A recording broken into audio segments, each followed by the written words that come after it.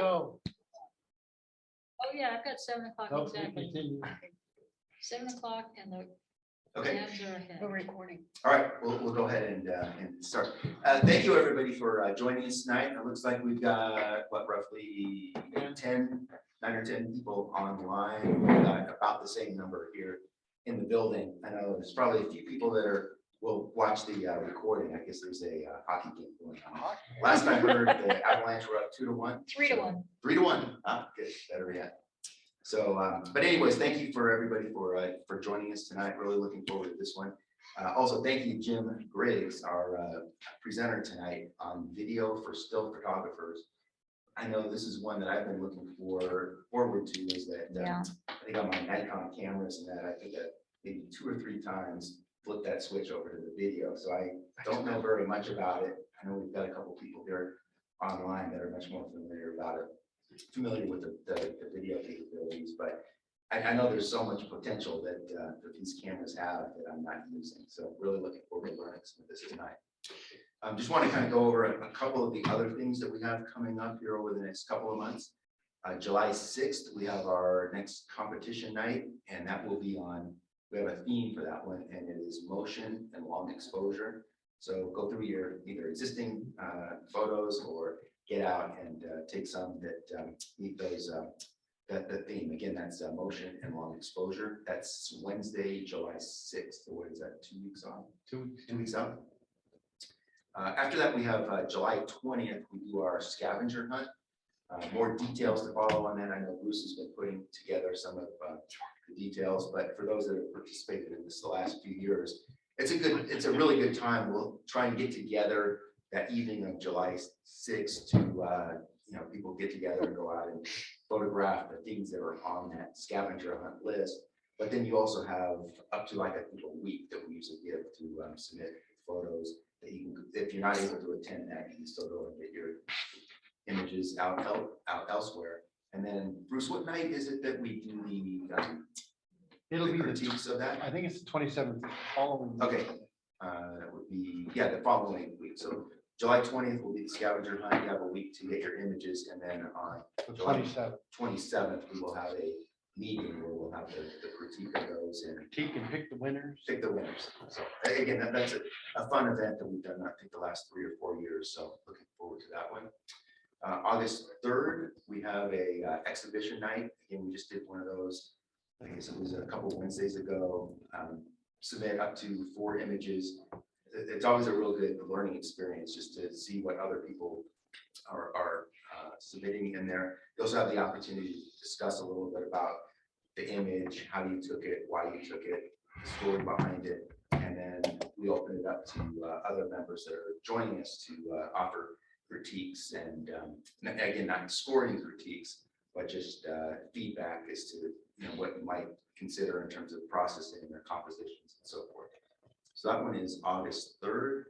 And then August 17th, we have scheduled as a presentation night. Do we have a presenter yet? Not yet. Not yet. So we'll Drone. Corey said she's going to do a drone. potentially a She drone. just volunteered. We'll actually have a drone program. I think we'll Nope. later. We Mm-mm. do have a drone program. That was So, just scavenger hunt. more to follow as far as that August 17th presentation. Mhm. So with that, tonight again, I want to introduce Jim Griggs, again presenting here tonight on video for still life photographers. Jim's been active in photography since about 1970. Began with portraits, moved his way into weddings, commercial projects, industrial assignments, aerial projects, and then what he does a lot over these last several years is wilderness workshops in Colorado, Wyoming. He's got work that's been published in numerous magazines, newspapers, books, brochures. Just to mention a few, there's, let's see, Sierra Club, National Geographic, the Nature Conservancy, and also has very popular photo safaris, workshops out in the field, those located in Tanzania, Peru, Galapagos Islands. At least that's what I was able to pull. I'll let him add to that. I'm sure he's probably got several other places that he goes to as well. But with that, I'll go ahead and turn it over to Jim, and we will go on with tonight's program. Took pictures, so he kept bringing home 16mm cameras for me to play with. He'd take them back to the station and process the film and critique it, and found out I wasn't very good. So he spent 2 years teaching me how to shoot 16mm. He ended up shooting some stuff with this Cinema Blue at a sports car race in Fort Worth that they used on their 10 o'clock news one night in preference to their regular videographer who was there, and they liked my stuff better. So I felt like I really accomplished something. Hank told me good job. I never got to use the Aeroflex, which is one of the cameras I really wanted to use. It's like the Rolls Royce 16mm, 35mm, 70mm cameras. It's motion picture production everywhere. So excited, I went out and bought my own Bolex. And I was going to start shooting nature movies and make some money at that. And then I found it cost about $300 a minute. This is in 1975 to do this. And I thought, well, maybe I won't do motion pictures. So I went back to shooting stills. The other guy that really influenced me was Bob Chris of National Geographic. And he had about 5 years ago, I attended a seminar. He did a week-long workshop in Mexico on shooting stories, how to build stories. And it was a natural for me to step into that after being learning about shooting 16mm movies and shooting digital video. There's a funny story, Bob. We got it the last night. We got a couple of tequilas in it. And then he used to shoot stills for National Geographic. We switched the video about 10 years ago. And I said, Bob, anything ever happened to you that really scared you to death with National Geographic or assignment? And he said, well, yeah, three of us got assigned to photograph the 3 military academies. Air Force Academy in Colorado, which a good friend of mine, Jim Richardson, did with National Geographic because he lived in Denver. And they sent me up to the West Point because he lived in Pennsylvania. It's another guy in Annapolis. So they got I asked for access. They came back denied. So I couldn't go anywhere. And some of the underclassmen took pity on me, drugged me into the dorm, got me up to the roof of the building so I could photograph the parade grounds. He got arrested. Commandant saw I had him arrested, brought to his office and handcuffs, and said, what are you doing up there? You get up there, broke into a military establishment with a camera, taking pictures. It's minimum 25 years in the federal penitentiary. He said, my ears were going fast in my head. And he said, what are you trying to prove? He said, I'm just trying to beat Navy.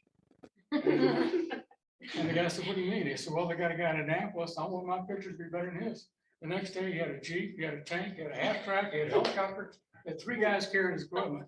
He beat Navy. So that was a funny story. So I'll go on from there. When the digital video cameras came out, I got excited about it because I knew now I've got something I can shoot, something I can actually do, and it's dirt cheap because I do it on the computer. The one thing I didn't like, I didn't have a viewfinder that swing out screen, but I kind of got to the point I could handle that. So why would you shoot video? Number one, it adds interest to presentations like we're doing tonight. You can also use it for family history or events, and I'll give you some examples. Market for video is growing in publications, although you almost have to have somebody to market it for you. But there's people who are looking for video clips to go into online magazines and things like that. So that's a market there. And then video just simple for storytelling. And I've got examples of things that I've done since going to Bob's workshop in Mexico. Well, lucky us, we got these cameras now that have video capability. This is an old beat up. This 5 Mark II, OMB EM5 Mark II that I bought from Jim Richardson at National Geographic. And use it for a while. Now you can outfit these things with a lot of stuff, but basically I've got a microphone that's inside that puffball, which is called a dead cat, which cuts out wind. I've got this handle that hooks onto the focus ring, so I can manually focus very smoothly without grabbing the lens and twisting it. I've got headphones so I can monitor the sound that I'm recording. I've got a LED light source so I can use if I need it. And I use a fluid head tripod if I'm going to be on a tripod because of the fact that it's very smooth. Unfortunately, you guys aren't here to see how it works. Yeah, it's essential. Then they make this thing called a cage. Small Rig is a company that makes cages that fit on these cameras that allow you to bolt more stuff on there than you ever want to carry. I mean, screens and sound mixtures and microphones and more stuff. And I asked Bob about it. I said, "Do you ever do?" Well, he brought out his Sony full frame that had it probably weighed 25 pounds, all the stuff he had hanging off. And I said, "What do you do with that?" So I take it in to show it to clients. They hire me for the job. I shoot the whole thing with an RX-10, which is a fixed lens Sony that it's a small sensor. He's saying, "Shoot the whole job with one little camera. Why is it I have all this stuff?" That's just, he uses that to get his jobs. And he's a one-man band. His wife is his only helper, and he's making good money doing videos. All right, the skills are very similar to what you're already doing in stills. Number one, composition. You want to have good composition.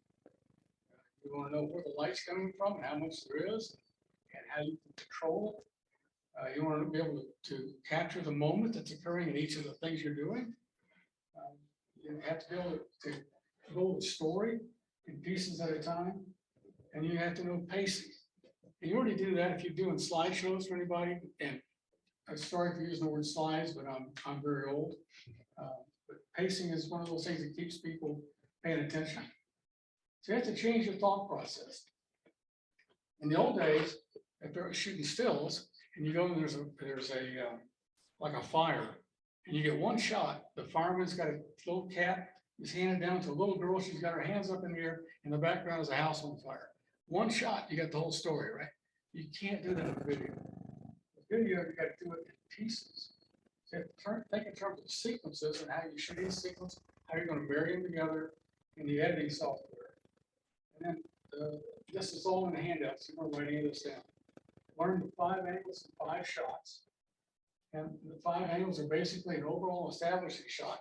There's a house burning, there's fire trucks around it, water going everywhere. You have a medium view, that's the fireman going up to the house or coming back to the house, carrying the cap. That's a shot. You got a portrait that shows the fireman's face or the little girl's face, smiling and excited with her hands out. You got another one's a close-up or extreme close-up, a little girl with her hands out. And then the next shot could be the point of view of the fireman looking down, handing the little kitten to the girl. So these are sequences that you shoot all these different sequences at these angles. And then you do there's 5 shots that you use in these sequences. And then the close-up of the action, and I won't go through it, but it's pretty obvious what we're talking about. Close-up of reaction to the action or who is doing the action. And this could be a real simple thing. POV is point of view of the person doing the action. Shot establishing where the action is taking place. And some kind of creative beauty shot that ties into the action. You don't have to do all of these. You don't have to do all the other ones. What you have to do is a combination that balances and you can put a story together. So as opposed to shooting stills, we go out and shoot stills. We're all excited to look on the back of the camera. And then we have to go back and do some editing in Lightroom or Photoshop or something. With video, it's a drudgery shooting all the video, but it's the exciting part is going back and editing together into a story. So editing is the hard part, and we're not going to talk about it because it depends on what platform you're on, what kind of story you're trying to put together. It's just very difficult to teach editing unless everybody's on the same machine, same software. So I try not to do that. When you cover the 5 shots of the action using more than one angle, you've created a sequence. And so the typical mistakes are you transition from flip to flip with dissolves. As still photographers like I'm doing here, I'm dissolving between frames that you're seeing on the screen. You don't want to do that with video. Video dissolves, don't cut it. It's what typical still photographers do. They put dissolves between shots. You don't want to do that. You don't want to transition with flips or fades or things growing on the screen or just what you want is a straight cut. And if you do it right, it looks really natural. All right, we still shooters also, we struggle with the passage of time. We do what's called a jump cut, and I'll show you an example of the jump cut later, and it'll make sense to you once you see where it is, because I used to do it all the time. I know everybody tries to shoot video, if they're trying to shoot a story, they do a jump cut. Let action move through the frame. No fire hosing. I'll show you what that is here in a minute. Let the subject enter and leave the frame. You don't have to follow it unless it's something with action going on. That you want to stay with it, like a leopard chasing an impala or something. They use close-ups to avoid jump cutting to move from scene to scene. And again, I'll show you examples of that. So I'm going to watch this film here. This is one of the very first digital videos I shot, and I was all excited to do it. And I just tried to remember everything that I was taught by Hank DeWitt at CBS News. The subject keeps moving in the same direction, right to left, or until he reverses in the second half of it. Very, very short video. He enters and leaves the frame several times. The cuts are on the action, opening the door, exiting the opening. So we'll watch this video now, and I hope it works well on Zoom. Usually videos are kind of shaky on Zoom, but it's called Get Me a Beer. And it stars Ranger and my wife Cindy. Ranger, give me a beer.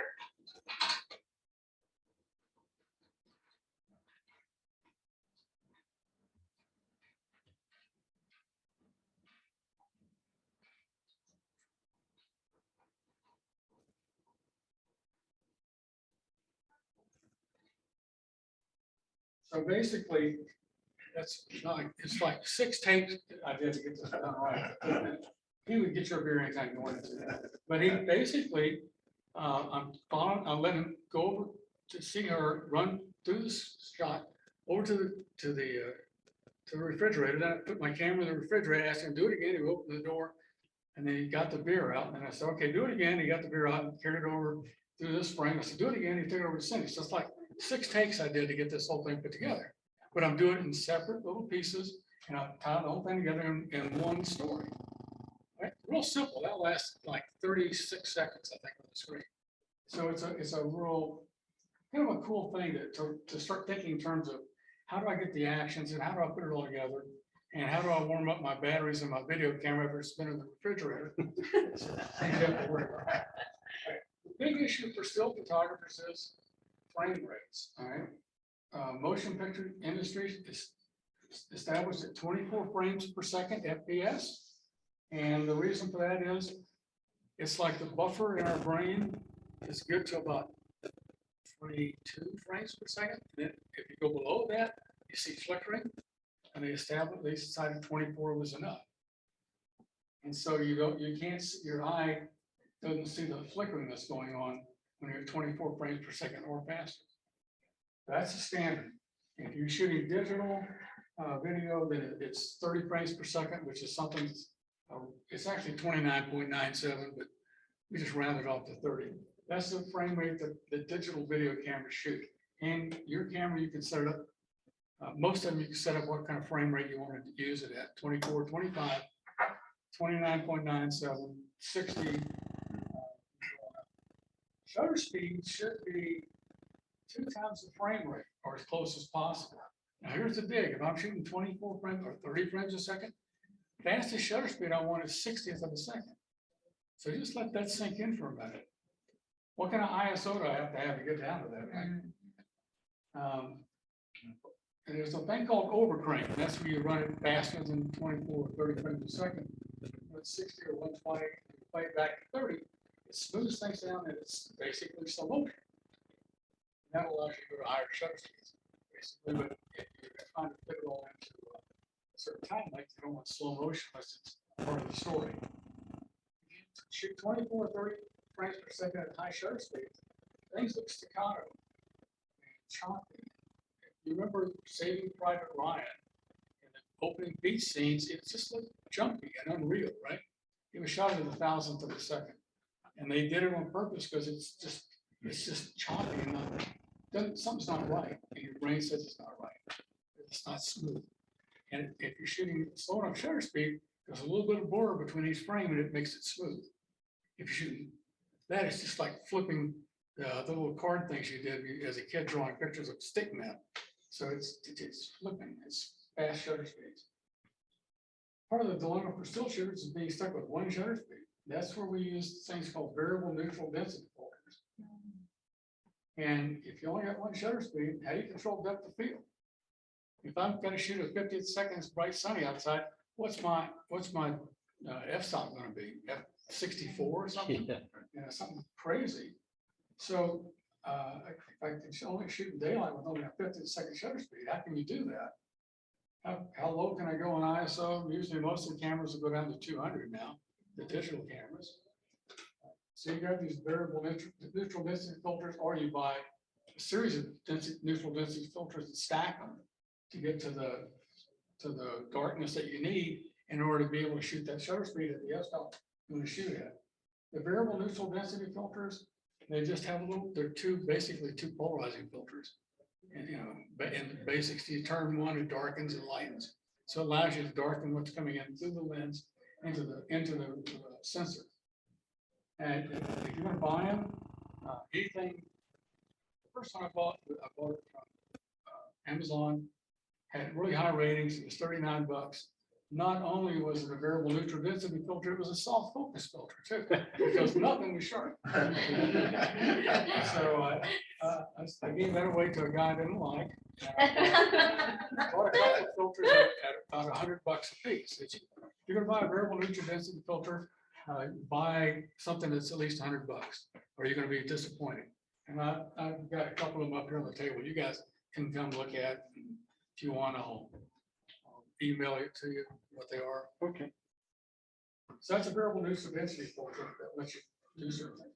I talked about overcrank. One of the reasons I bought a Sony RX10 because it'll shoot up to 960 frames a second HD.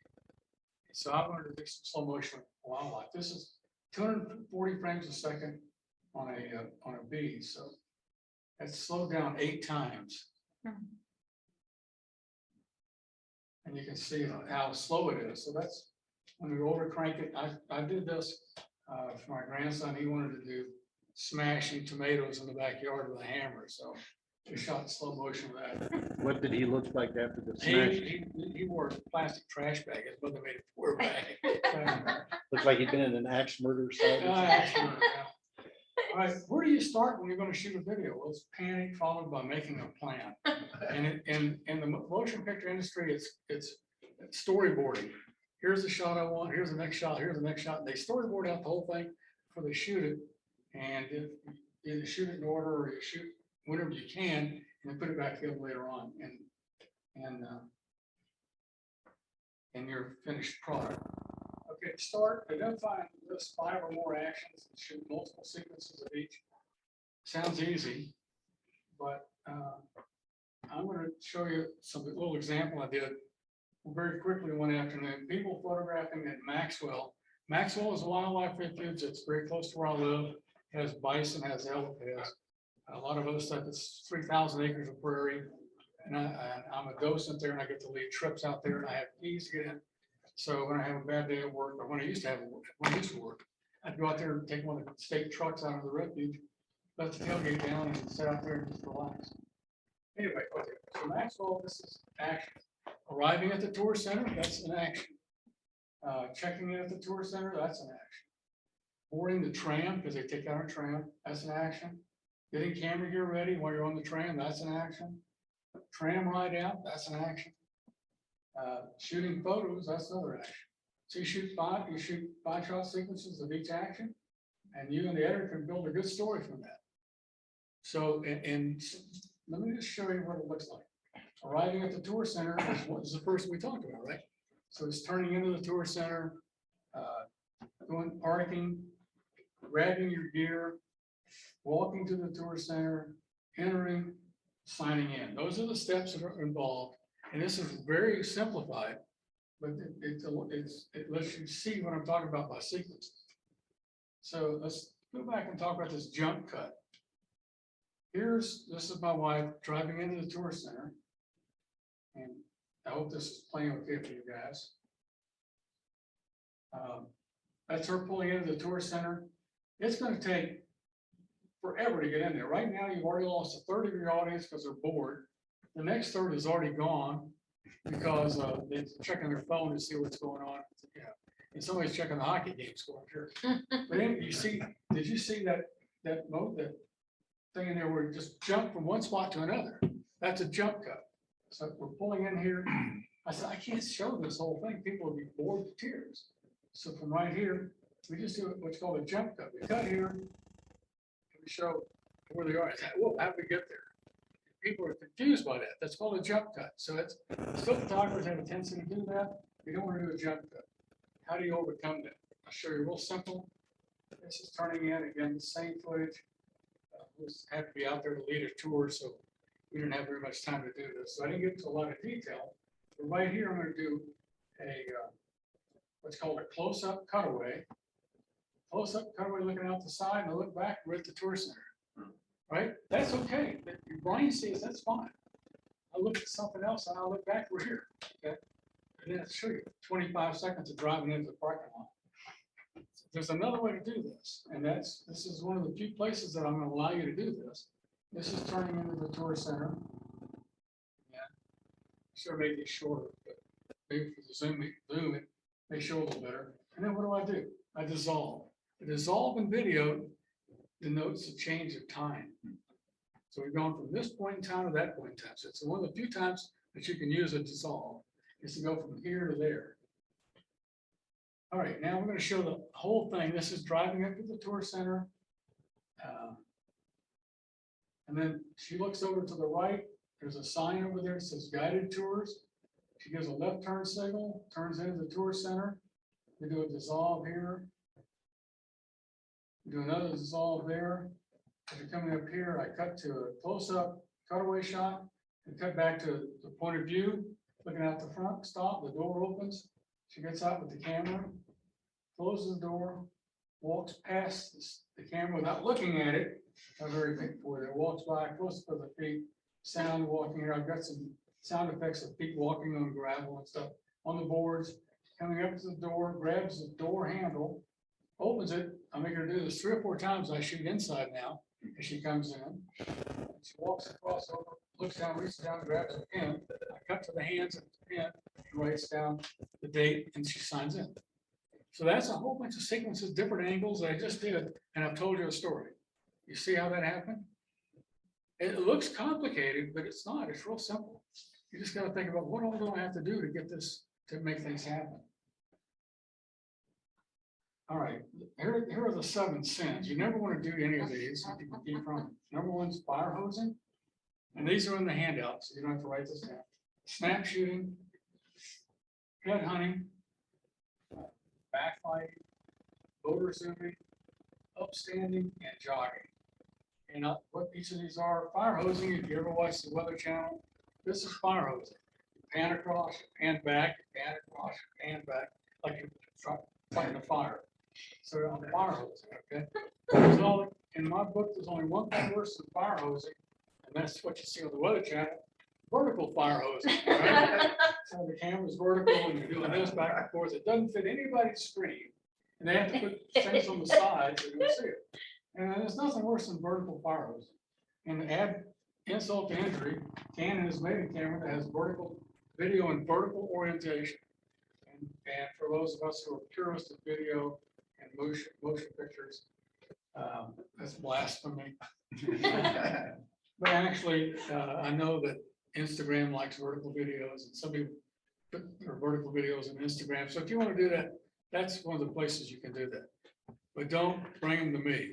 Okay. So, all right, snap shooting, and basically that's shooting. I got just a whole bunch of little short sequences. If I decided I had to dissolve them, I haven't got enough there to dissolve. I don't have enough to edit to cut from one scene to the next. So you want to shoot, if you got a 7 seconds shot that's going to be on the screen, you need to shoot about 14 seconds. So you have trim on each end. Start shooting before the action starts and stop shooting 3 or 4 seconds afterwards. And that gives the editor some room to trim where he wants it, so the cut happens at the right spot. So no snap shooting. Head hunting, put the head dead center, make it boring as you can. Or you can do like you do when you're doing portraits, put some leading lines, make it shallowed up the field, let them show up a little better. These are a couple of still shots, but they work for video. If you got somebody there doing an action or talking, this is one way to do that. Backlighting. And it's become, at one time, it was really cool to have everything backlit, and, all kinds of diffraction rays and things going on. It's okay, just don't do it all the time. It's sort of like drones. Drones are just a different camera angle than me. and somebody brings me a 20-minute video, and it's all drones going back and forth over at Kansas, back and forth over sunflower fields, okay? I'm bored with that. I want to see bees in the floor, sunflowers, I want to see close-ups of sunflowers, I want to see everything, and the drone's just a establishing shot. Motor zooming, I don't have to show you this. Somebody said, "So look, I want you to see that over there, so I'm gonna zoom in on it." And this is, I'm creating action by motion. I'm creating motion. Oh, I want you to see the baby over here, little red dog. So I'm gonna back out, zoom in over on it. Same thing with this. I wouldn't bother, I'll just skip this, but it's another zooming in on the bison here. This is a tram. Upstanding is shooting everything at eye level. So you're standing up and everything happens at about 60 inches off the ground. So that's kind of, it's nice for one of these shots, just set up. If you look at doing something like this, a low shot with it going by, so you can have a whole bunch of different angles that you're shooting for the same thing and cut them together and put a story together. And one way to get down low, if you want to, is a selfie stick. Me, I don't really like the word selfie stick, but I have one and I've used it a couple of times. And this is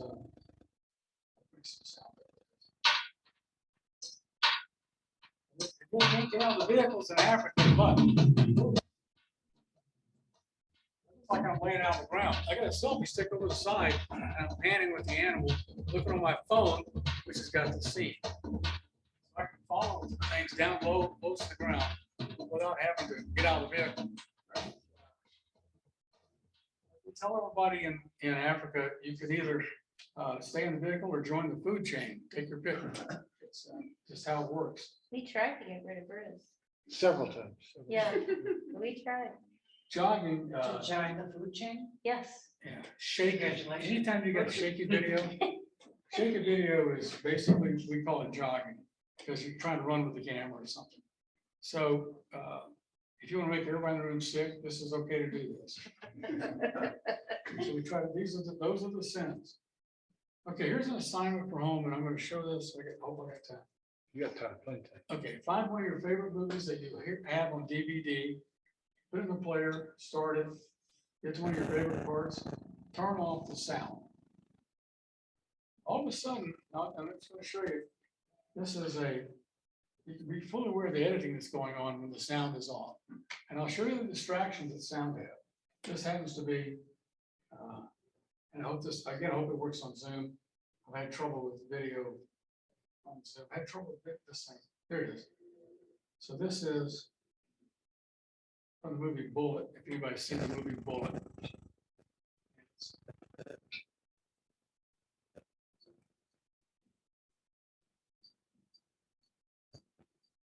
We're going to watch about 3 minutes of this. In theatrical movies, the editors do the same thing you do at home with your own movies. Okay.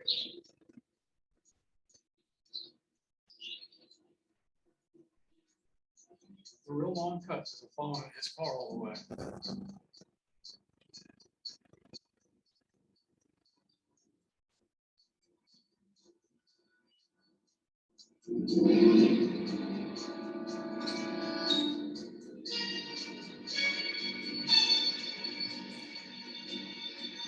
Hear the sound of it.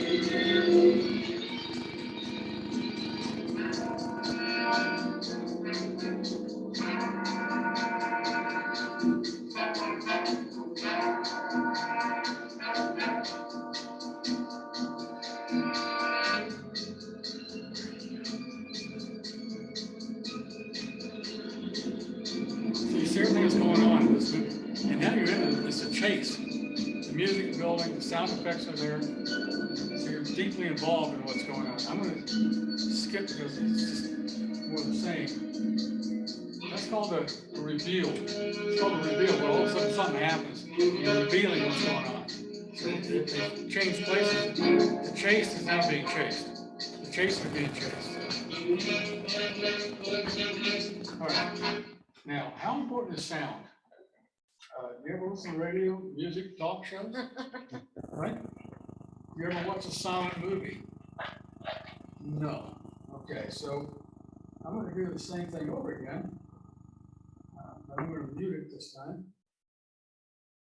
It's going to be up to you to not the music, the sound effects, that sucks you away from what's going on the screen and into the story.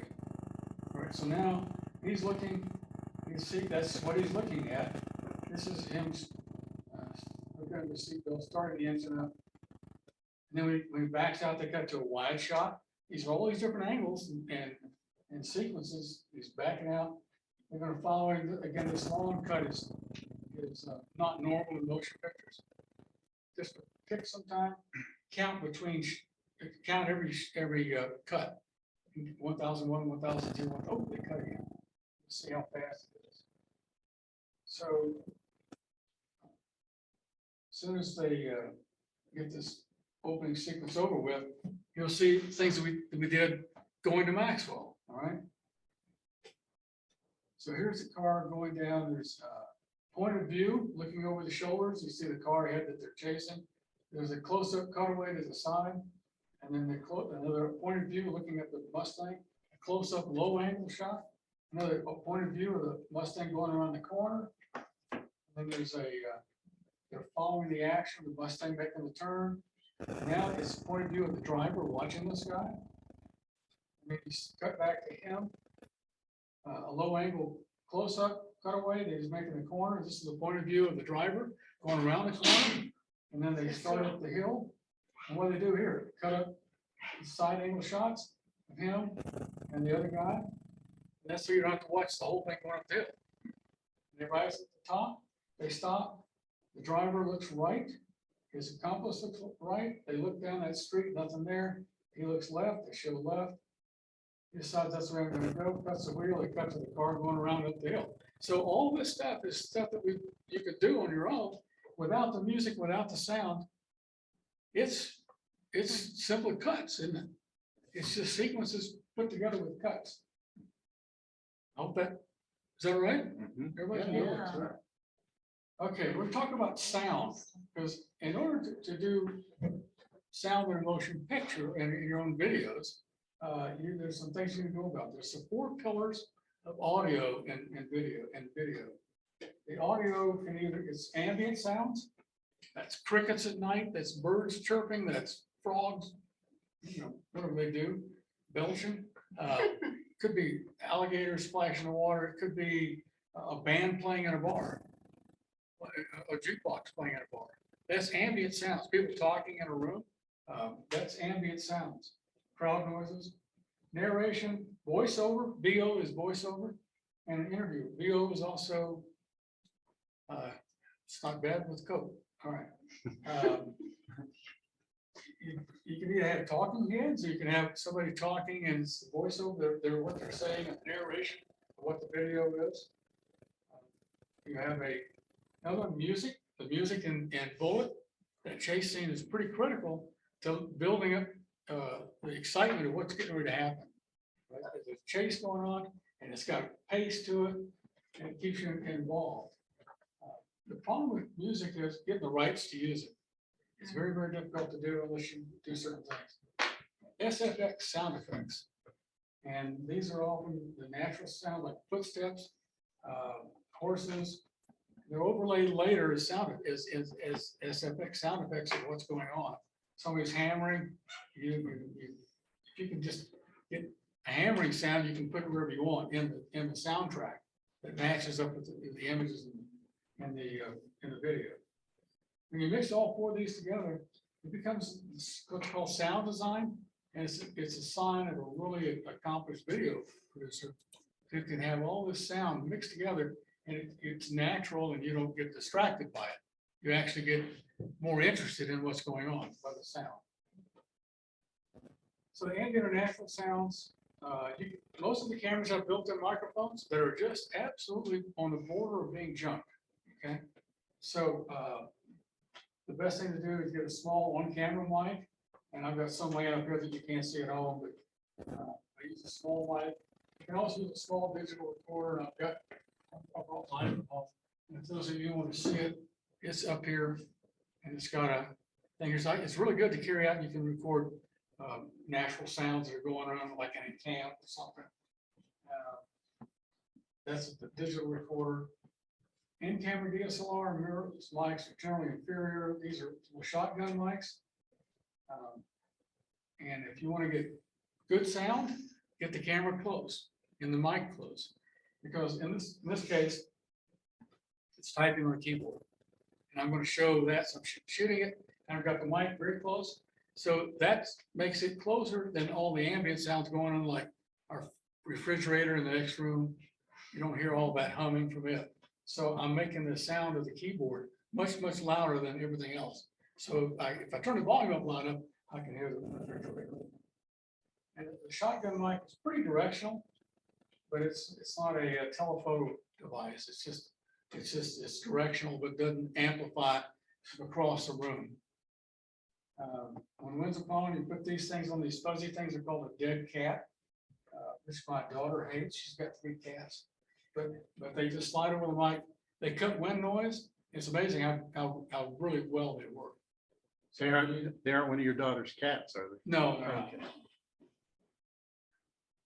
So for recording ambient sound, if you're going to shoot something like we're going to be at like at the restaurant tonight where we met originally, and there's a lot of noise going on in there. Say they have music playing. What you want to do is go in there with your handheld recorder and record the music, about 5 minutes of music. And then when you start recording everybody talking, you lay that music in loud enough underneath it covers up the real music that's playing at the time. So because if you have music playing and you cuts, the music can be jumping around really funny. That makes sense? Yeah. So you want to get the music as a continuous thing.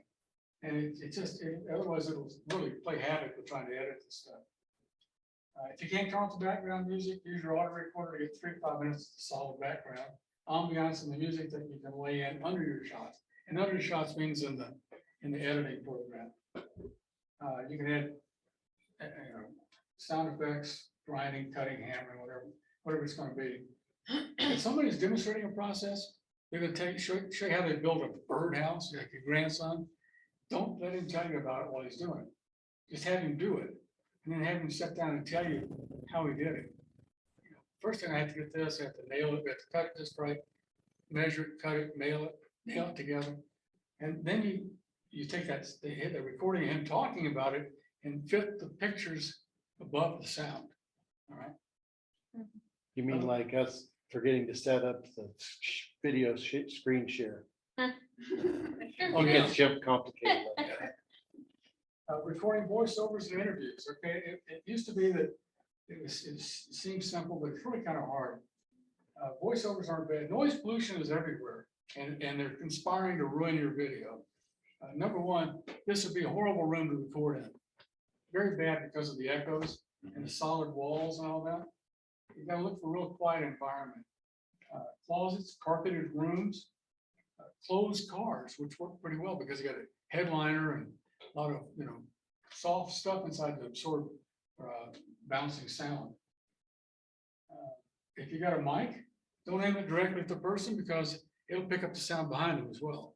So what you want to do is take the mic high and aim it down, or take it low and aim it up. So you're picking up their sound without, maybe you get a jet going overhead or something, or a bug flying up there, but you're not going to get the people in your back, the next door neighbor mowing the yard. Okay, you probably get it anyway, but it's better to get the sound from the person you're trying to record. You can use a lavalier mic, which is a little thing clips onto a collar, and run a wire over to your whatever your recording device is. You don't have to have batteries. Some of them are battery dependent, some aren't, depending on the camera using. This is a part of a project I did down in Mexico. This lady's Speaking of languages, dead language.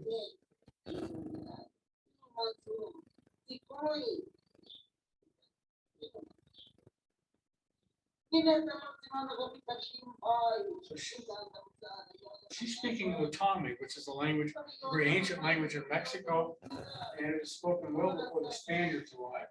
So we're hearing her talking Otomi. The one thing that's wrong here, see where my headphones are? Hanging around my neck.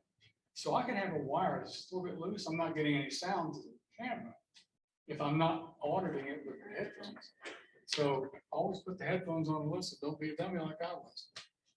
But I did, fortunately, none of my wires were loose, and I got good sound of doing this.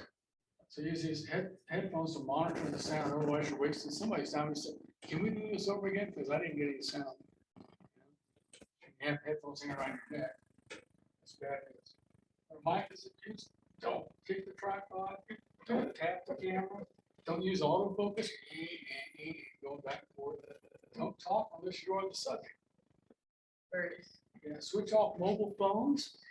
And I had a BlackBerry one time that if I didn't turn it off, pull the batteries out, shove it in a box somewhere, a lead box, I could still, it would mess up with some kind of electronic sounds.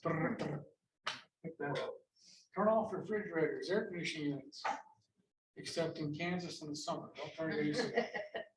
Don't use manual or motorized zooming. You know, if you got a zoom, you're better off to do cuts, one close, one far away. The world's against you. You know, refrigerators make a lot of noise. They turn on and off. Guys on motorcycles riding down the road.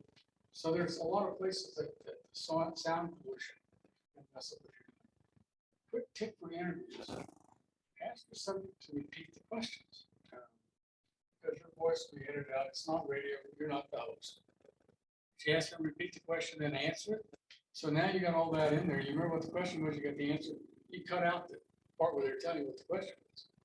And you can put it all together from there. Ask open-ended questions. And, you know, have you stopped beating your wife? You know, not something Maybe. they say yes or no. You know. So you want to ask open-ended questions, you know. So when you go out to eat, what do you like to eat? Do you go out to eat? Yes. Okay, now what do you like to eat? So just ask, when you go out to eat, what do you like to eat? That way you get something back that's a real question. Again, that goes really bad. And I'll show you examples of what I've done. You really need talking heads at all. It's an old broadcast news thing to have somebody sort of talking, they got two cameras set up, show him talking, the other guy interviewing, and back and forth. No, you don't need talking heads. It's kind of silly.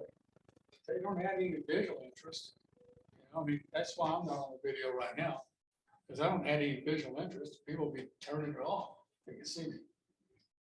With a voiceover and maybe a video portrait, you do the same thing in a more cinematic way.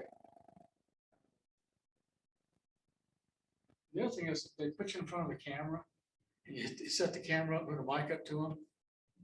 Some people freeze. They don't like having that camera in their face.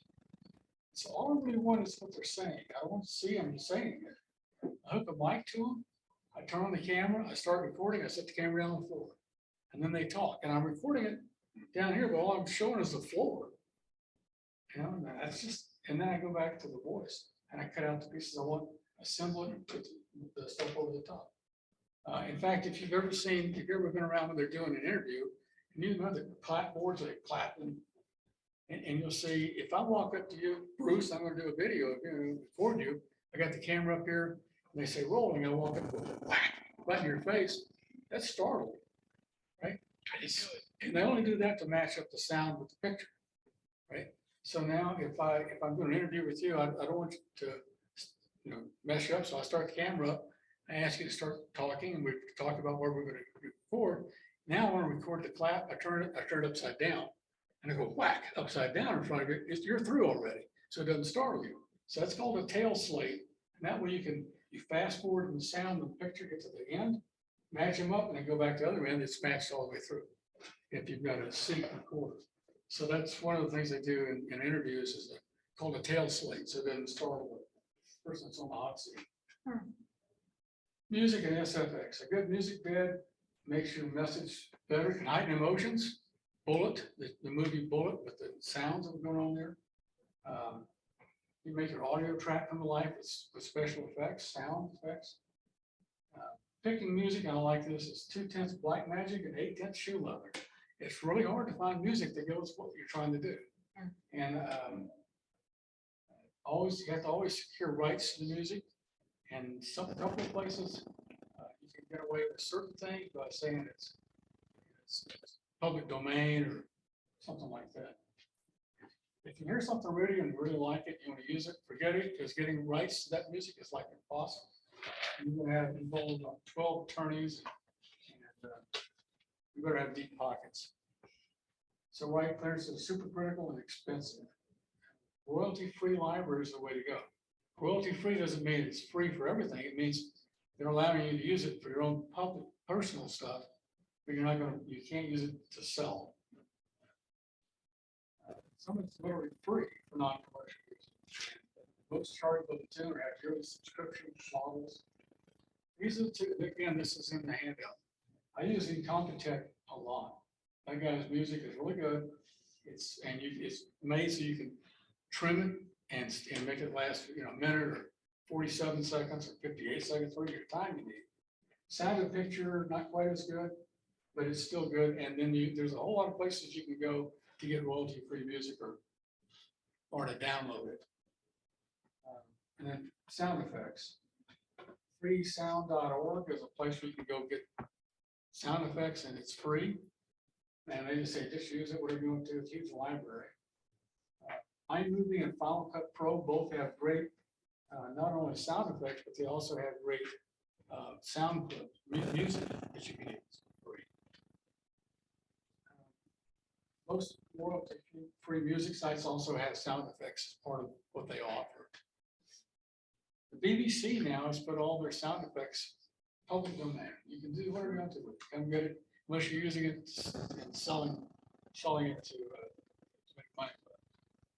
So you can go to their website, download it. And basically, when you go to their website, download it, and that's included in the handout that I gave Bruce to pass on to everybody.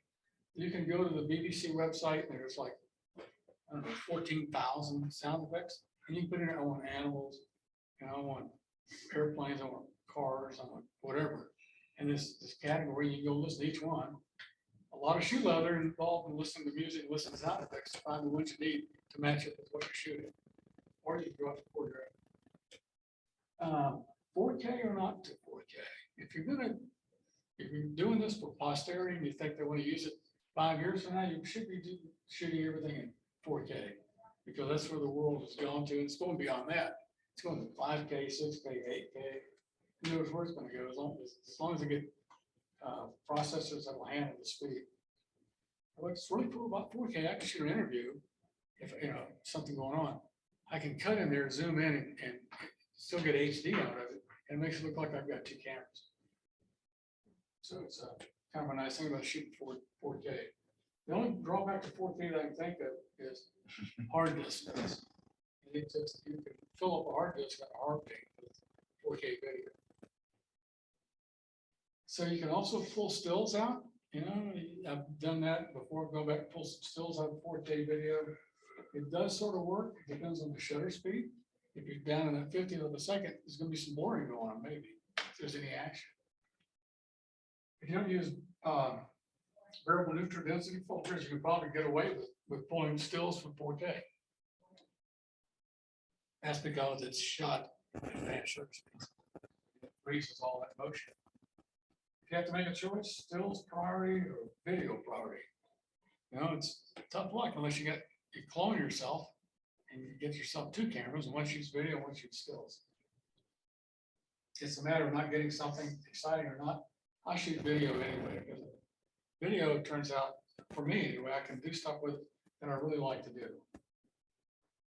Okay, I'm going to show you a couple of real simple examples of things I've done. And this is, I did this because everybody wants to know, what's your background? Where'd you live? So where have I been? Well, I was born in Tulsa when I was 2 weeks old. We moved to Memphis. When I was 2 years old, we moved to Houston. When I got out of high school, went to Lubbock, went to Texas Tech, party town, except I majored in engineering, no time for parties. Worked my summers in a steel mill in Atlanta, Georgia, so I could go back to Tech, finally graduated, moved to Richardson, got married, and then moved to Littleton, Colorado, moved back to Denison, Texas, started a family, moved from there to New Jersey. From New Jersey, moved out to Colorado again, moved up to Edmonton, moved from Edmonton over to Mishawaka, Indiana, to Dayton, Ohio, and finally to Kansas. And honestly, all that, I'm just dog tired. Okay, so that's a little intro that I use in a lot of my programs to show who I am and what I do. Here's another one that's kind of cool. This is a deceased uncle of mine. He was the last one I had, and he started telling a story one day. I said, "Can I record this?" He said, "Sure." I grabbed my laptop, opened it up, turned the computer on with video, and I had him tell a couple of stories. And this had to be one of my favorites. So we will play it. I must have been about 8 or 9 years old. And I was using a compass, one of the kind like you draw circles with on the paper. And Mom was doing something over there, and she bent over. And her Daddy Clifford, they was sitting there with me. I turned around and held that compass out like I was going to stick her with it. And I looked at Tim and I said, "It'll be worth the whipping I get." And I wasn't intending to stick her, but she backed up. So I moved my hand. And she got stuck pretty good. And I'm not sure what it was. I'm not sure it's worth the whipping I got or not. A little short did I, but there was my grandson. He went over to the park across the street. I shot this knife. World's toughest golf hole. It was his idea. He puts it down there, runs over, ball comes out, goes in the cup. And I cut back to him, a hole in one. He's a great actor. Way to go, also. Here's another one, digitizing slides. You're going to show people how you do something. I sold all my big digital cameras, DSLRs, but I kept one, a Canon 5D2 that I hook up to a Nikon bellows, and a Nikon macro lens and slide duplicator, use a Canon strobe. I digitized during the pandemic, 2020, I digitized 10,000 slides. Drop them into the thing and push the button, wham, flash goes off, shutter opens up, and there's a picture on the back of the camera. So I digitized 10,000 slides over 3 months. And shortly after that, I went crazy. This is a job I did for a lady. She was an artist. I am inspired by the natural world, and especially how light affects the natural world. So the way the light plays off a flower, or blades of grass, or shadows that trees make, and things like that. I find flowers particularly compelling. I'm a gardener, and I think there are hidden worlds and whole universes inside flowers, and I am on a mission to explore those hidden worlds. I always like to draw, and I always like to explore and be creative. I did not take art in college because I didn't have a portfolio to show. So finally, when my kids started to school, I decided I could be what I wanted to be when I grew up. And that's when I went back to school and took what they call commercial art. Now it would be graphic design, but a big part of it at that time was illustration. It has been a learning experience, and it will be a learning experience as long as I live. The variables of paint and water and room temperature and airflow and all of those things keep it a continuing mystery. And you never know until you're absolutely done with the painting how it's going to look. And that's part of the joy of it for me. I'm a real control freak, and watercolor is a little bit of an out of control medium, and that's part of what I think intrigues me about it and keeps me going I'm Susan Bartle. I'm a watercolor painter. I live in Newton, Kansas. Okay, that's exactly, it's like a minute long. There's a lot of video that I shot in there. And I give credit to Incompetech for using his videos, sounds. And none of the sound of her talking about what she's doing was recorded while she was doing it. You notice that? Right. It was all, here's my timeline. This is all the images I use at the top. And then down below, the green is the music. And then right below that, we zoom in on it. Right below that, it's just, what is that a video of? It's the camera laying on the floor in her office with curtains all over the place. So I get good sound. And I gave her a list of questions before I came down to do this for her. Think about these, and she answered them for me. I ended up trimming a lot of stuff out that she said. And then I went back and put images over that kind of just fit what she was talking about. Whether it fit or not, it didn't matter. That's pretty simple. And I came away with, I've got exactly 58 seconds that video lasts. So it gives you a chance to see, how that works. This is another video I did, a place in Arizona.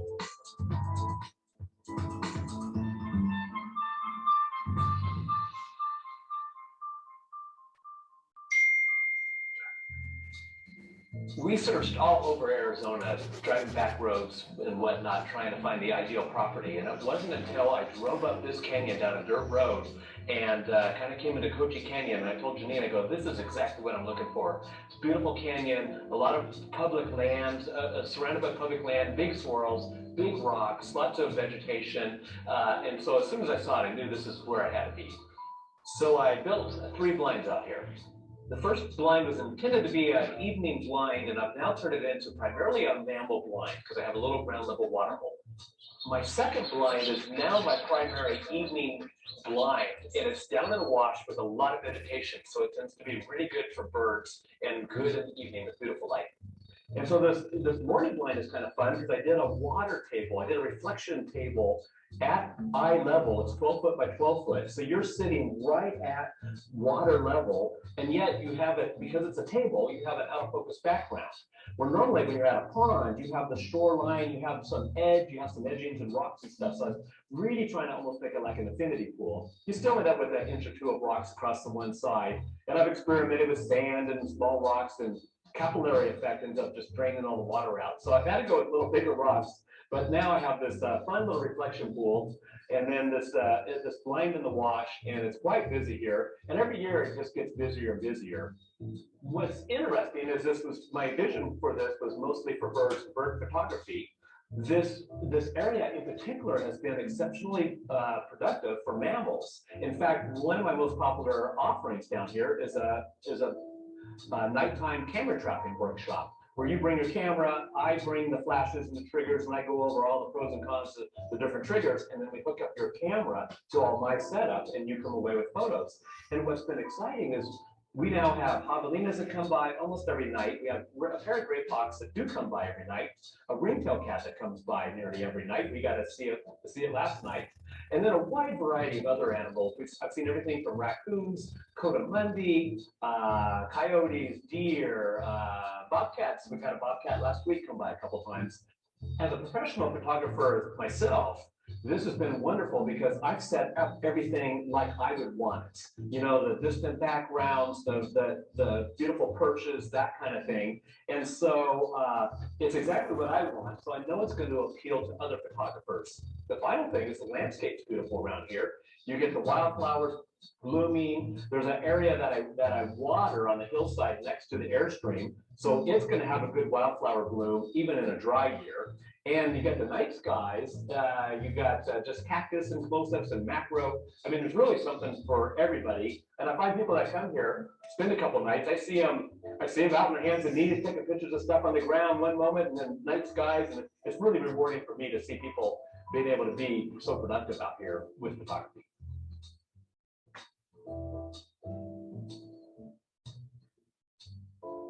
And again, music from Incompetech.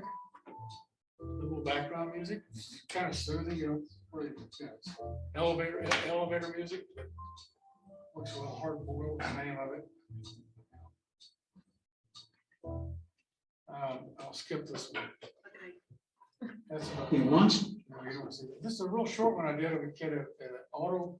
We have the McPherson College in our little town has a 4-year degree in auto restoration.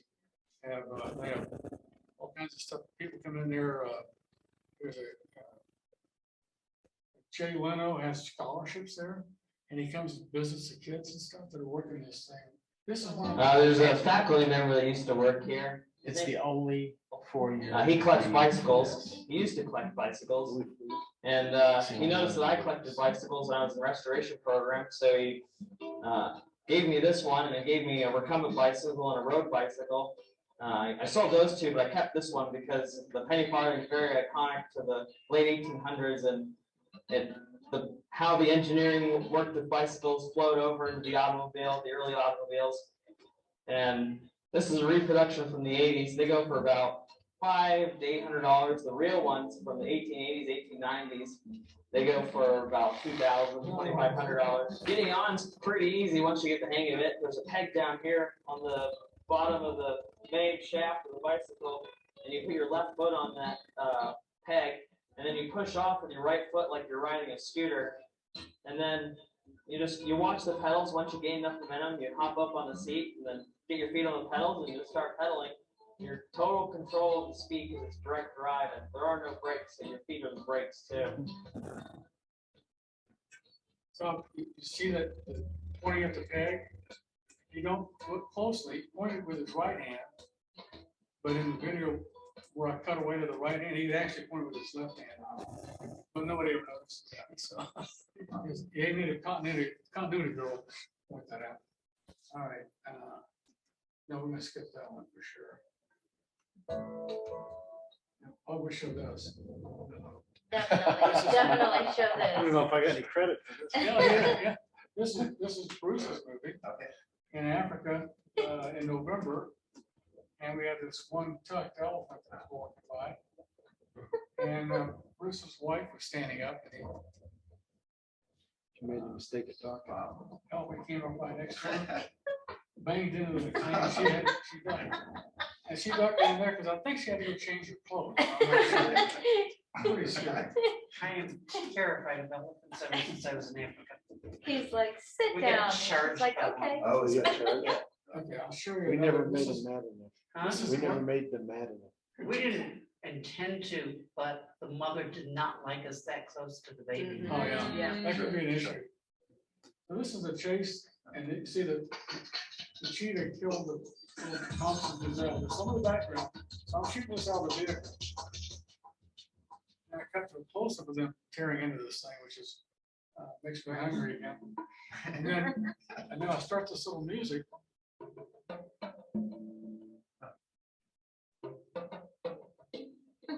And then she raises up, and the guy says she's gonna chase again.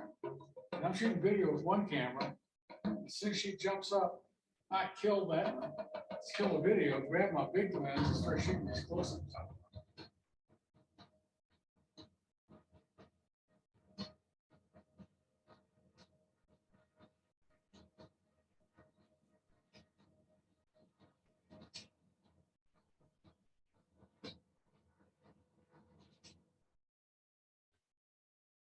Were those all stills?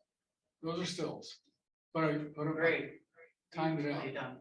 done. I tried following the video, and it's terrible. Stills are really good, because I didn't have a fluid head or anything. So No, it's just beautifully done. stills come together with the sound. Beautifully done. And the music just adds to it. Again, you see the music, it's just dun, dun, dun, dun. Something's gonna happen. I'm gonna skip this one. You can buy, this is a homemade trailer from 2018.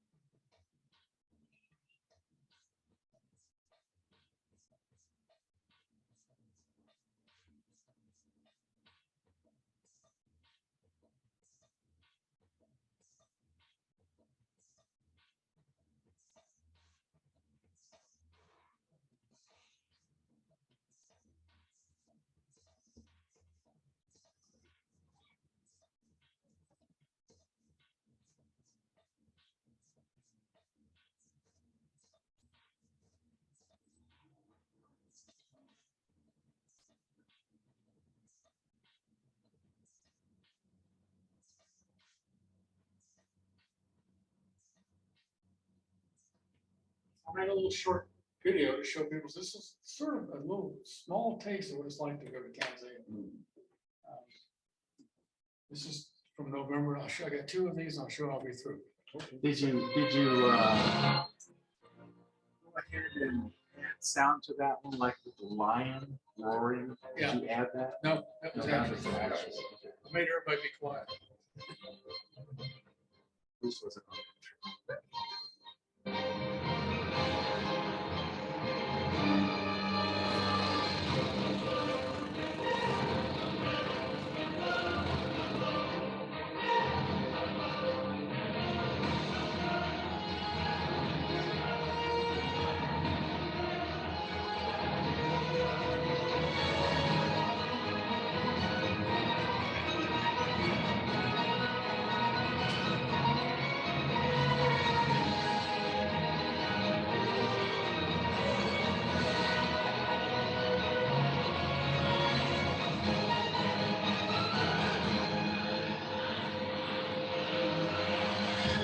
So these are canned.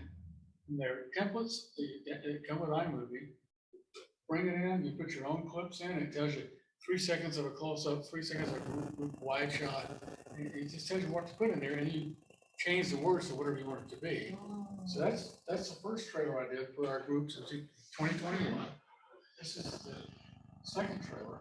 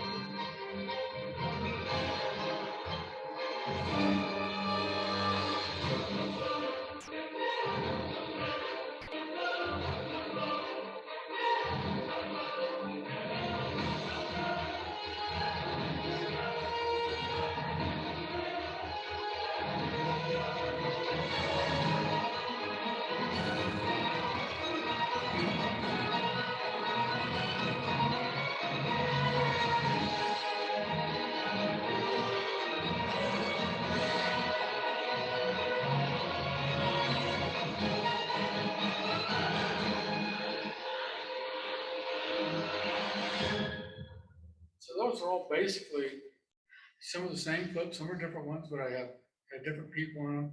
I didn't see that one. Yeah, I didn't send these out. You were to everybody. drinking. I haven't started yet. But It's I started yet. don't know if you noticed in this one, there was a group shot and then zebra butts. I'm not sure what the connection there was or not.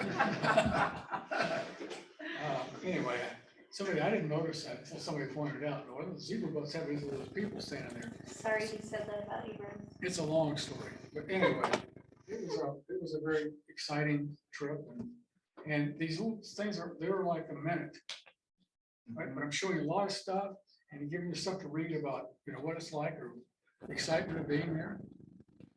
And they're canned. It's so easy to do. So I do this quite a bit. I think that's it. So, do you have any questions? I didn't have any online. I have a question. Okay. If you watch, when a new camera comes out or whatever, you'll see these video specs they put out, which might as well be a foreign language. From your perspective, most of that aimed at like professional filmmakers, someone who's going to make, movies for, because it's 8K and it's this many of that and this bit rate and that. And The problem is that once you get into this, you thought stills were complicated. Video is a whole lot more complicated. I mean, most stuff I shoot is like MPEG-4s or something.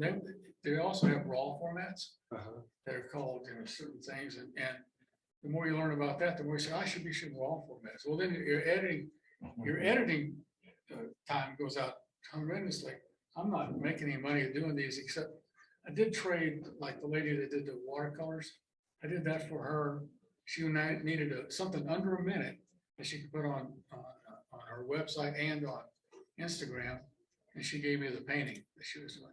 I traded for that, and I traded the one I did for Desert Photo Retreat. I traded for about $500 worth of stays there. What do they charge for a stay there? What's that? It's like a fascinating place to go. It is. Yeah, what did they charge for stay? I It's don't like remember. I didn't go 200 this year, so. I don't know what it- 225 or so. It depends on how many people are going and stuff like that. So I've it's been, not- I've been twice. It's a lot of fun. Do you stay in the trailer? You stay in the Airstream. Yeah. That Airstream. And by the way, all the sounds we did of Ron talking about it. Yeah. Were recorded in that Airstream because it's carpeted all the way around the inside. It's like a great big fine recording studio in there. Air It's conditioning. great. I don't know. I've been twice. I've You're not been doing this on- in like February, so. I think we've been 5 times, but But only in the winter, because Yeah, in the they summer, don't- he, in the summer he's in Alaska. Yeah, he only does it like from November to March, maybe or May, or May. Yeah. We okay on time? Yeah, the clock just stopped. It's 8:22. We've got a few. Bruce tried to fix it and Okay. he failed. So, Obviously, you replaced the battery. I mean, I'll try to answer some questions. You're welcome to come up and look at the stuff I got here. Yeah, for those of you online, if you want to unmute or type in the chat, we can take your questions. Don't have anything. How many people are afraid to do video? Like I said, I've tried it, I think I've turned the video thing on my camera 3 times. I think in those 3 times I hit all 7 of your 7 videos. Maybe some of them twice. 21 guns in the movie. Right. The, you know, so again, when we're shooting stills and we shoot in different light settings and so forth, and that we make the adjustments, or maybe we have our camera that's set to, an automatic mode, say like aperture priority or something like that, so the adjustments are made. Now, if you're shooting video and it's going from like shade to light to shade, is there anything that you're having to do in terms of manual controls or anything like that, or is it picking? Don't want to go pan with it, Sure. light to dark to light again. What you'd rather do is shoot, still shots, and you know, if it's obviously going to be in shade, people are okay with it being a little darker. Right, okay. It's not a big deal, but when you go panning, the camera starts adjusting itself, and it looks goofy. Okay. So it's kind of like shooting a piano in automatic mode. You try to put them together and they don't match up. Right. Can you adjust the brightness and editing? Yes, you can. There's 2 ways, and there's several ways, there's a lot of ways to do it. iMovie has some real simple controls you can do. You can also, in Lightroom, there's some adjustments you can make in video. In fact, you can trim your videos. Like you may shoot a 1-minute video, you need 15 seconds out of that. There's a way to go in there non-destructively, trim it to what you need, and export that. So it keeps you from having your iMovie thing with 500 minutes of video in there that you're trying to get down I to just 1. got a headache thinking about doing video on Lightroom. I haven't had Right. trouble doing anything else in Lightroom. It's Well, just like, Honestly, I'd rather do, I've gotten hooked on video. I'd rather shoot video than stills. In fact, in Africa, in November, I shot a lot of video, Yeah. a whole lot. And then when you Yeah. played the cowbell back, the driver slammed on the brakes. We drove by some cows Cows, he and thought, he recorded it. We drove 10 feet down the road and he watched the video again and the cowbell went off the driver. he thought he had a cow or something. Anyway, it's just, video to me is, well, I've been doing stills since I was in high school, my first year at college. I worked for the college newspaper I started off in the darkroom, developing film and making prints to go into the newspaper. And then I got my own camera when I graduated and started shooting. And so that was like 1969. And for some reason, I shouldn't say I'm burnt out on still photography, but video is a new challenge. It's fun. The editing part I love. Somebody brought me a whole bunch of film here. I have some stuff I shot. Can you make a story out of it? Because I think I can. You look at it, you say, oh, I need this, I need that. In fact, the one I did for Ron at Desert Photo Retreat, I went down, I shot all this, I did the interview for him, I went back to my house in Mesa that I have in the winter, and I edited this whole thing together. And I said, hey, Ron, can you send me some pictures of, the javelina and the gray fox and the ringtail cat? Yeah, I'll do that, because I need him to go in the video. A week, 2 weeks goes by, I still haven't got anything. So, hey, Ron, I prompted him again. Can you send me those shots? I need them to go in the video. He said, well, yeah, I'll get to it. So then I got tired of waiting, so I went ahead and exported the movie with black and the places where I needed his manhole shots. And I put it in a private account, sent him a link to it. And about 30 minutes later, he called me and says, damn, this is professional. I said, well, what'd you think I was, fly by night something, or, So he said, I'll get those pictures to you tonight. So I got the images I needed, finished up the video so he could put it on his website. He just didn't think I was going to do anything he wanted to use. So, He was just being nice. yeah. But anyway, it's just sort of, you have to work your way into this. Bob Chris has been doing video now for about 8 years, 9 years. He puts stills and does nothing but video. Right now he's in the Azores doing a story about the Azores it's going into. So I communicate with Bob a lot. He and I have become really good friends. And he is funny. He's brilliant and funny at the same time. Any other questions? Thank you very much. I'm glad you drove out here, and now we might all accidentally slip into the record mode on our cameras. Yeah, don't be afraid of it. It's, worst can happen. Is I throw the do have a question. Yes.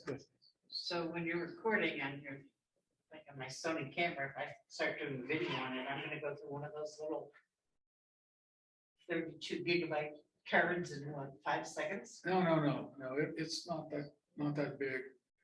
But 32 gigs is a lot, I mean, you could probably get, I have no idea on 4K video on the Sony. 32 gigs would probably give you, if it should tell you somewhere on the screen in video mode that it's good for an hour, or you got an hour and a half left or something. It'll show you that. And It just does on- 32 gig? Yeah, it does on my Olympus stuff. I know the people at home can't see this.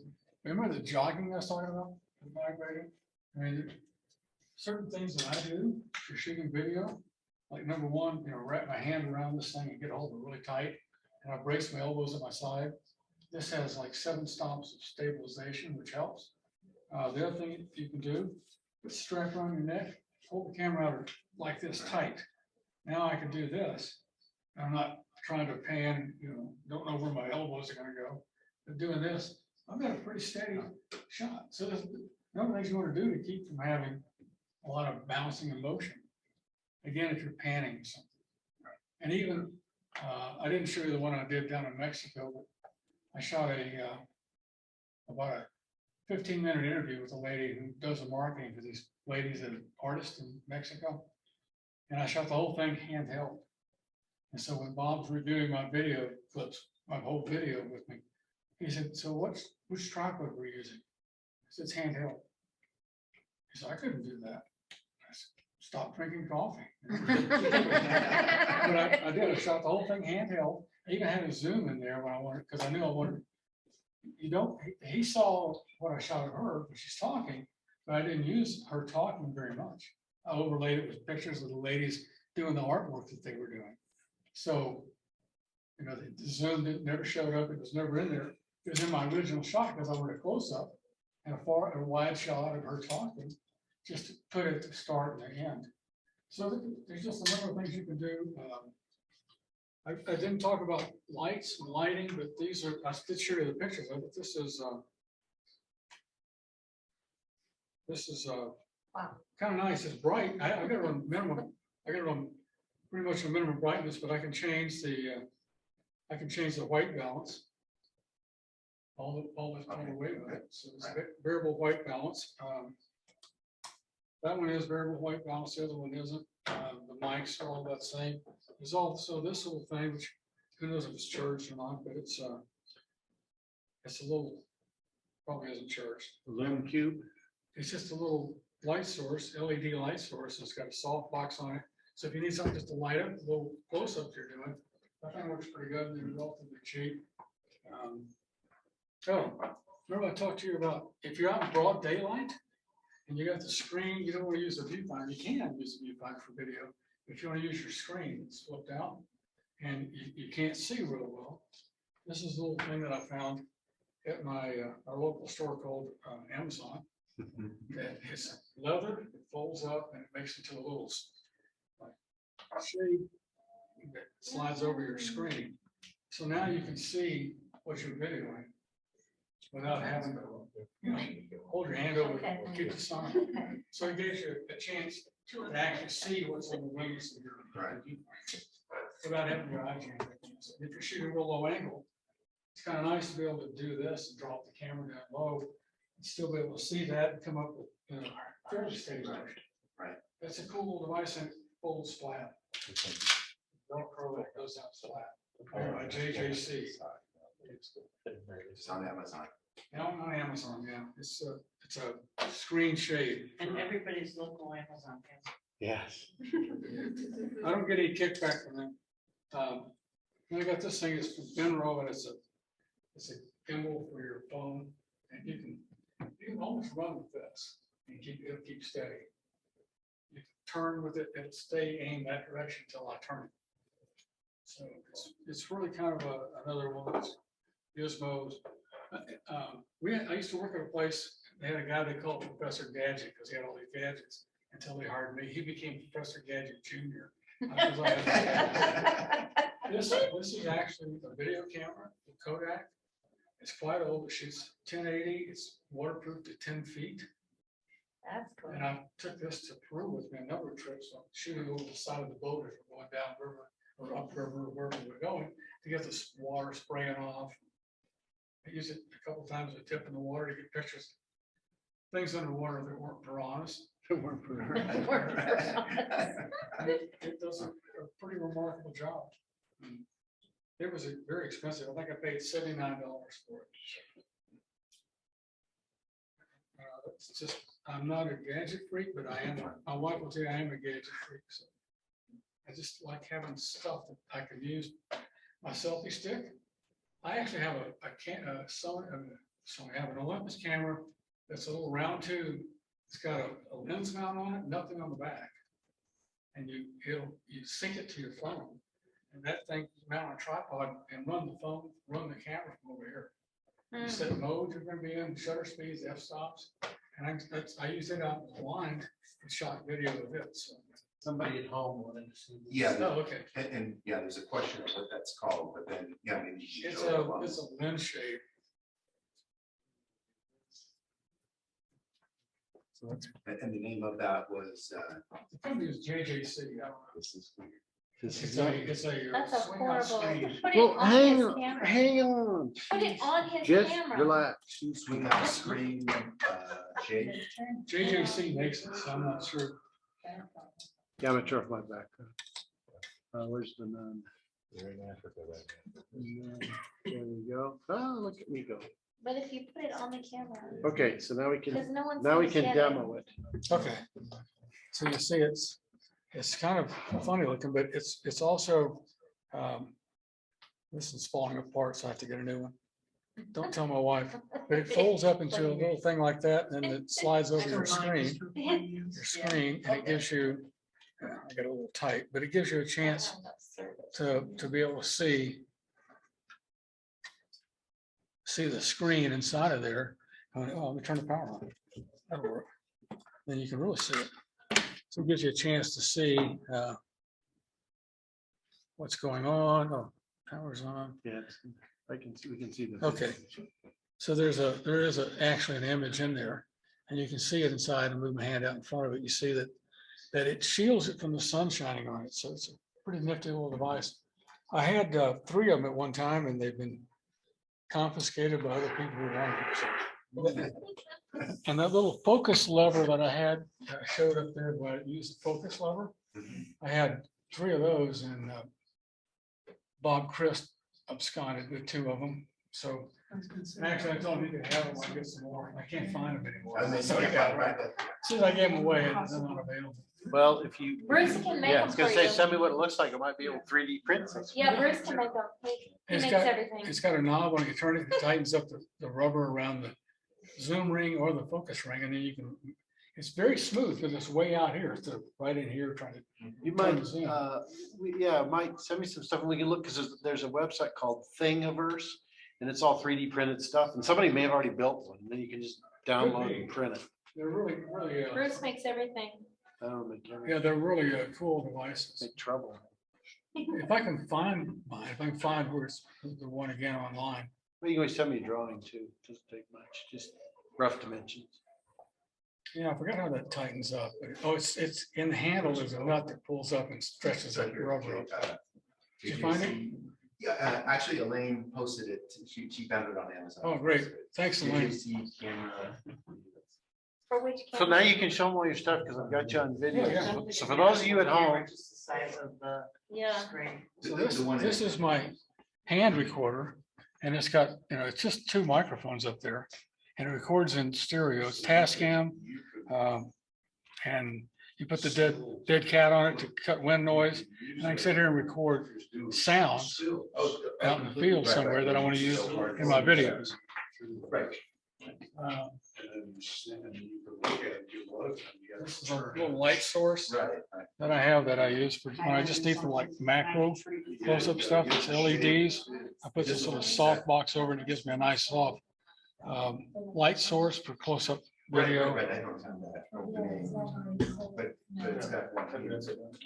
This one I'll show. This is This must be a different model. this is an LED light source, and it's pretty bright, but I won't turn it all the way up, but I can change the white balance on it.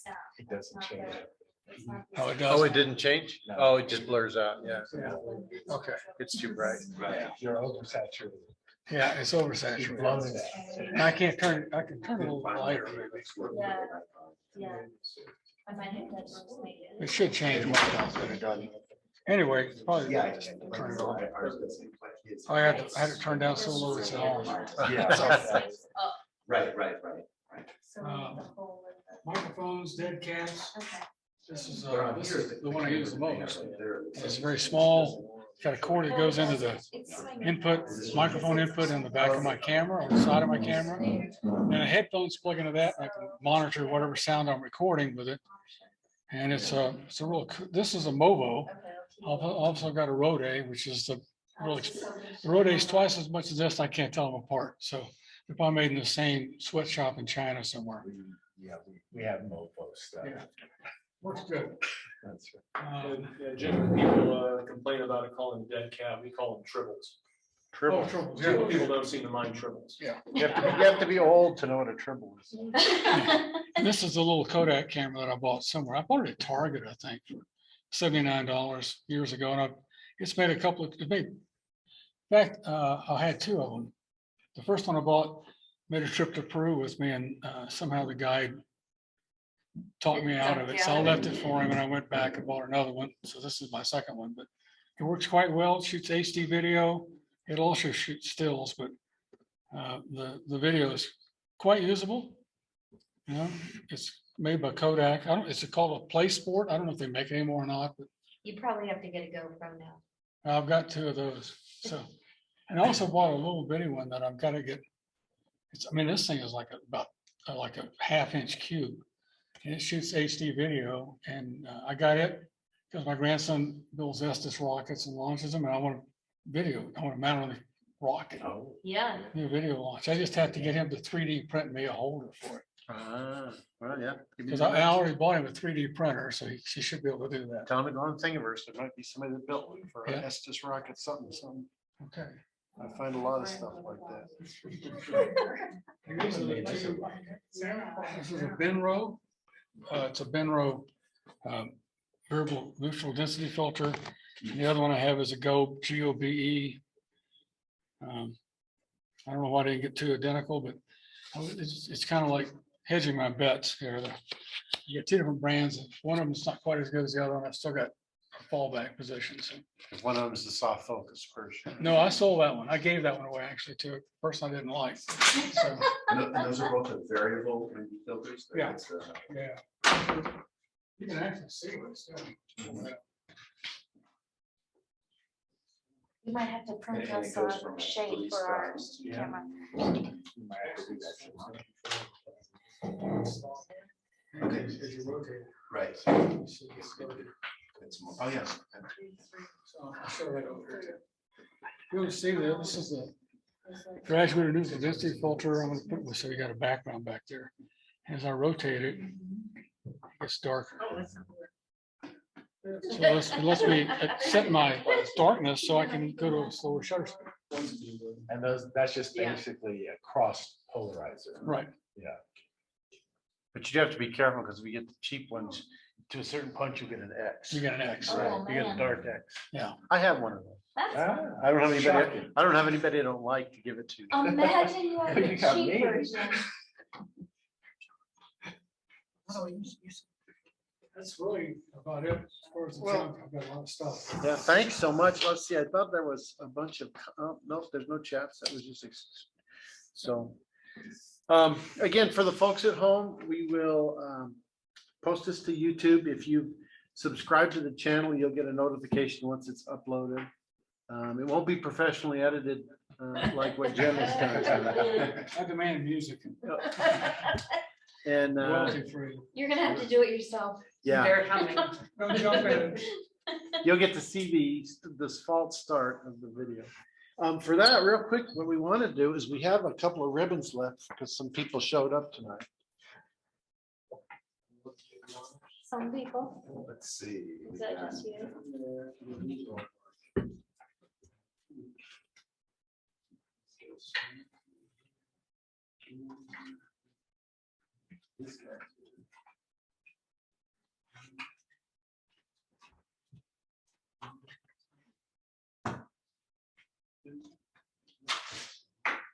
I've mentioned everything there over 4 years.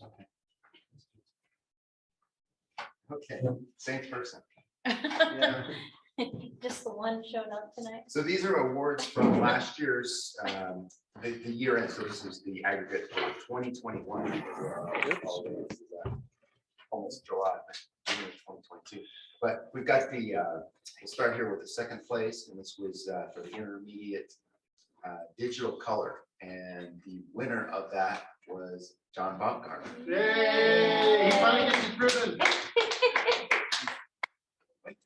You're not using Congratulations. my wall. Thank you. Wait, we've got one more here. Also for 2021, this is the year-end competition, and it was the digital monochrome in its first place for the intermediate group. And up, it's John Baumgartner also. Coincidentally, our photographer of the year. Photographer of the year. Oh. Yeah, and for 2020, we gave you that award before, but Yeah, see, congratulations. big. Well, I it's think, quite an honor. Are we still, am I still active? Are we still online? yeah, we're still online. Okay, I got one more thing I should point out that I didn't point out about video versus stills, very quickly. It's very easy in a still to go get rid of dust spots. Mm. Mhm. Try and do it at 30 frames per second, or, have to do each frame one at a time. So, the people who shoot videos and movies are very meticulous about cleaning things, their Mm. sensors. Because you don't want to have a dust spot on there that's, gonna be a big black spot on somebody's eyeball in this video or something. So that's, just thought I'd mention that. No, that's good. Right, Are there any in this one? Was this, are these nobody here? and they work here. Okay. We can. Okay. So again, thank you everybody for joining, and this was very helpful in that, like I said. Some of the takeaways is, yeah, there are plenty of gadgets there, but just to start with, I think the camera I have, and it's got all the settings and so forth. We need to turn those on more often. But, we can do plenty with the cameras that we've got, and then start adding some of these gadgets. All right, everybody, those of you at home, have a good night. Jim, thank you.